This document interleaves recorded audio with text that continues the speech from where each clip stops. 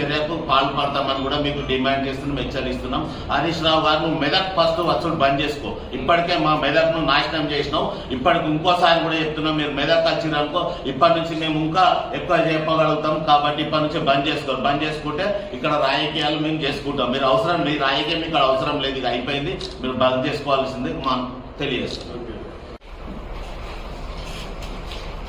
మరి ఈరోజు TRS party parliamentary కార్యకర్తల సమావేశంలో భాగంగా మెదక్ నియోజకవర్గ కార్యకర్తల సమావేశంలో మాజీ మంత్రివర్యులు గౌరవ మెదక్ శాసనసభ్యులైనటువంటి మా ప్రియతమ నాయకులు రోహిత్ గారి పైన చేసినటువంటి విమర్శలను పూర్తిగా ఖండిస్తూ ఉన్నాం. మరి రోహిత్ గారు శాసనసభ్యులుగా ఎన్నికై ఇంకా 2 నెలలు గడవక ముందే మాజీ మంత్రివర్యులు ఆగమేఘాల మీద ఈ నియోజకవర్గాన్ని 2 సార్లుగా పర్యటన చేయడం జరిగింది.